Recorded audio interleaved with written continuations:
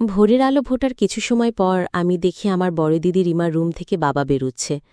বাবাকে এত সকালে রিমা দিদির রুম থেকে বেরুতে দেখে আমি খানিক অবাক হলাম। এত ভোরে বাবা রিমা দিদির রুমে কি করছে বুঝতে পারলাম না কিছু। আমি বিষয়টা বুঝতে রিমা দিদির রুমের দিকে এগিয়ে গেলাম। রিমা দিদির রুমের দিকে এগিয়ে গিয়ে আমি যেটা দেখতে পেলাম সেটার জন্য যেন আমি মোটেও প্রস্তুত ছিলাম না। আমি দেখতে পেলাম রিমা দিদি সালোয়ার কামিজটা ফ্লোরে পড়ে আছে, আর রিমা দিদি একটা কাঁথা নিজের গায়ে জড়িয়ে শুয়ে আছে। নিমি দিদিকে আমি কখনো এমন অবস্থায় দেখিনি। আমার নাম তমা, আমার বয়স সবেমাত্র ১৩। আমার মাথায় এসব কিছুই ঢুকল না। আমি সরে গেলাম রিমি দিদি রুমের সামনে থেকে। সকালবেলা প্রতিদিনের মতো নাস্তা খেয়ে আমি স্কুলে চলে যাই। স্কুলে এসে ক্লাসে বসে বসে আমি ভোরের ঘটনাটা নিয়েই ভাবছি। আসলে বাবা হঠাৎ করে দিদির রুমে কেন গিয়েছিল, কোনো উত্তর আসছে না আমার মাথায়। আমি ক্লাস শেষ করে বাড়ি ফিরতেই দেখতে পাই রিমা দিদি একা বসে আছে। রিমা দিদি আমাকে দেখতে পেয়ে আমার দিকে এগিয়ে এলো। রিমা দিদি প্রতিদিনের মতো সাধারণভাবে হাঁটতে পারছে না, পেছনের পায়ে খুঁড়িয়ে খুঁড়িয়ে চলছে রিমা দিদি। আমি রিমা দিদিকে এমন করে চলতে দেখে রিমা দিদিকে বললাম, দিদি তোমার কি হয়েছে, এমন করে হাঁটছ কেন? রিমা দিদি আমার প্রশ্নের উত্তরে বলে যে পায়ে ব্যথা পেয়েছে। আমি আর কিছুটাকে জিজ্ঞেস করলাম না। আমি রিমা দিদি কথাটা সত্যি ভেবে চলে যাই নিজের রুমে এসে ফ্রেশ হয়ে নিলাম আমি। বিকেলের দিকে বাবা বাড়ি আসলো। আজ বাবা একা আসেনি, বাবার সাথে একটা কাকুও এসেছে। বলে রাখা ভালো, আমাদের মা অনেক আগেই মারা গেছে। আমরা দুই বোন আমাদের বাবার হাতে মানুষ। বাবা আর কাকু মিলে চলে যায় দিদির রুমে। বাড়িতে নতুন অতিথি আসলে আমার মনের মাঝে আনন্দ বয়ে যায়, কারণ আমার মনে হতে থাকে তারা হয়তো আমার জন্য কিছু নিয়ে এসেছে। আর সেই ভাবনা থেকে আমিও দিদি রুমের দরজার সামনে উঁকি দিলাম। দিদি রুমে দরজাটা একটু হালকা করে খোলা ছিল। আমি ওই দরজার ফাঁক দিয়ে চোখ দিতেই দেখতে পেলাম আমার দিদি রিমা বাবার সাথে আসে কাকুর কোলের ওপর বসে আছে, আর বাবা দিদির সাথে হেসে হেসে কথা বলছে। দিদিও খুব খুশি। আমি এটা দেখা খানিক অভিমান করলাম। কাকু দিদিকে কোলে নিয়ে বসে আছে কেন? বাড়িতে কি দিদি একা আছে নাকি? দিদিকে কোলে বসে কাকু আদর করে দিয়ে চকলেট দিবে আর আমি কিছু পাবো না, তা তো হতে পারে না। আমি অভিমানী মন নিয়ে চলে যাই কাকুর কাছে। কাকুর কাছে গিয়ে আমি বায়না ধরে বলি, কাকু কাকু, দিদিকে কোলে নিয়েছ কেন? আমাকেও একটু কোলে নাও, আমাকেও চকলেট খেতে দাও। আমার কথাটা শুনে দিদিসহ বাকি সবাই হেসে ফেলল। আমি হয়তো তাদের সামনে বোকা কোনো প্রশ্ন করেছি। কাকু আমার প্রশ্নের জবাবে আমার বুকের ওপর হাত রেখে হেসে হেসে বলে, তোমার তো এখনো ছোট, আমার কোলে উঠতে হলে আরও বড় হতে হবে। কাকুর কথার কোনো মানে আমার মাথায় ঢুকল না। বাবা আমাকে ঝাড়ি দিয়ে বলল এখান থেকে চলে যেতে। আমিও বাবার ঝাড়ি খেয়ে ভালো পেয়ে গেলাম, আর তৎক্ষণাৎ দিদি রুম থেকে বেরিয়ে গেলাম। দিদি রুম থেকে বেরিয়ে আমি নিজের রুমে চলে আসলাম। বাবা কখনো আমাকে এমন করে ধমক দিয়ে কথা বলেনি, কিন্তু আজ এমন করতে ধমকে কথা বলল কেন সেটাই বুঝতে পারলাম না আমি নিজের রুমে এসে মিনিট খানেক বসতেই দিদি রুম থেকে দিদির চিৎকারের শব্দ ভেসে আসতে লাগল। দিদির চিৎকার শুনে আমি নিজেও অবাক হয়ে যাই। আমি দৌড়ে দিদি রুমের দিকে ছুটে গিয়ে দেখি দরজা বন্ধ করা আছে। আমি ভিতরে কি হচ্ছে সেটা দেখার জন্য জানলার ফুটো দিয়ে ভিতরে তাকাতে যেটা দেখলাম সেটার জন্য আমি মোটেও প্রস্তুত ছিলাম না। আমি দেখলাম আমার বাবা, কাকু আর দিদি, এই তিনজনের গায়ে কোনো কাপড় নেই। তারা একে অপরকে চুমু খাচ্ছে। আমি বুঝতে পারলাম না যে ওরা আসলে কি করছে। আমার বয়স এত বেশি না, তাই আমার এসব না বোঝারই কথা। আমি পুরো সময়টা ধরে জানলার সামনে দাঁড়িয়ে তাদের এই খেলাধুলা উপভোগ করলাম। তাদের তিনজনের খেলা করা শেষ হতেই আমি অনুভব করলাম আমি নিজও ভিজে গেছে। কেমন যেন এক অদ্ভুত ভালো লাগা কাজ করছে আমার ভিতর। কাকু আর বাবা তাদের কাজ শেষ করে রুমে থেকে চলে যাওয়ার পর আমি নিজে চলে যাই দিদি রুমে। দিদি রুমে গিয়ে আমি দিদিকে উদ্দেশ্য করে বলি, দিদি, বাবার কাকুর সাথে তুই কি করছিলি? দিদি আমার কথাটা শুনে খানিক চমকে যায়। দিদি চমকে গিয়ে আমাকে বলে, তুই কি সব দেখে নিয়েছিস? আমি দিদিকে মিথ্যে বললাম না। আমি যা যা দেখেছি সবকিছু খোলামেলাভাবেই দিদিকে বলি। দিদি আমার কথাগুলো শুনে আমাকে শান্ত গলায় বলে, এসব আজ আমার সাথে হয়েছে, আর 2 দিন পর তোর সাথে হবে, তাই তোকে সবকিছু জানা থাকতে হবে। এই খেলায় অনেক সুখ, তুই কল্পনাও করতে পারবি না যে কতটা শান্তি আছে এই খেলায়। তুই যদি একবার মজা নিতে পারিস, তারপর থেকে তুই নিজেও ফ্যান হয়ে যাবি। দিদির মুখ থেকে এসব কথা শোনার পর আমার নিজের কাছেও ভীষণ অদ্ভুত লাগতে শুরু করে। কি করে এই সুখ আমি পাব? তাছাড়া আমার বাবা কি দিদিকে ছেড়ে আমাকে কাছে ডাকবে নাকি? আমি দিদির রুমে বসে এইসব কথা ভাবছি। পরদিন ক্লাসে এসে আমার বান্ধবী লামিয়ার পাশে বসে আমি লামিয়া থেকে জিজ্ঞেস করলাম যে আসলে এসব কি খেলা। তবে সত্যিটা লামিয়াকে বলিনি, কারণ ও কি না কি ভাববে। এসব চিন্তা করে লামিয়ার থেকে এসব কিছু আড়াল করলাম। লামিয়া আমাকে সবকিছু খুলে বলল। আমি এই প্রথম লামিয়ার মুখ থেকে পুরো বিষয়টা জানতে পারলাম।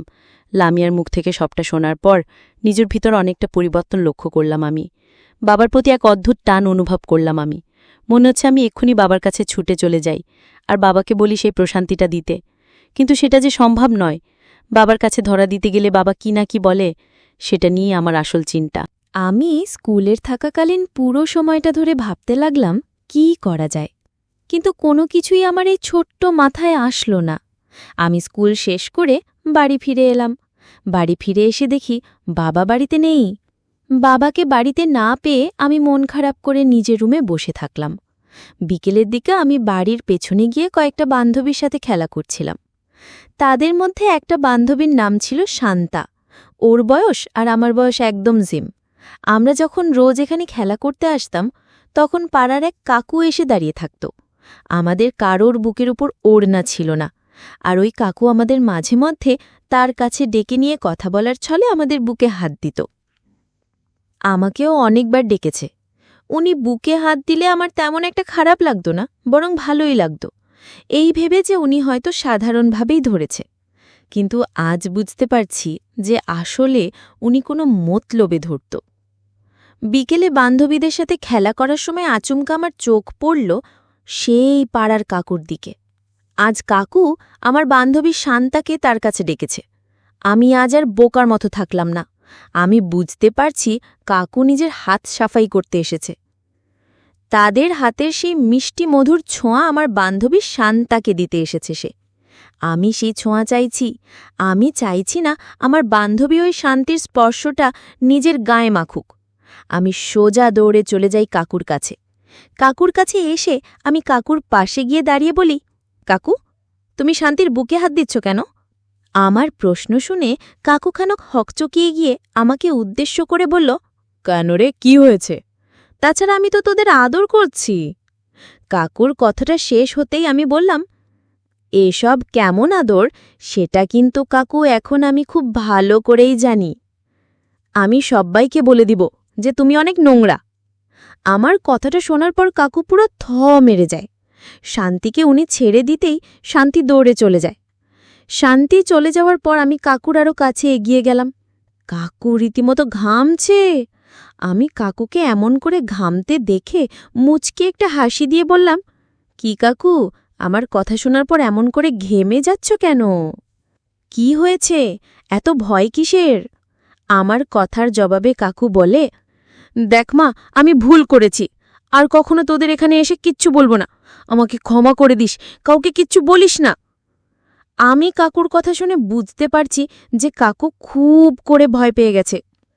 কাকুকে এমন করে ভয় পেতে দেখে আমার বড্ড হাসি আসতে লাগল।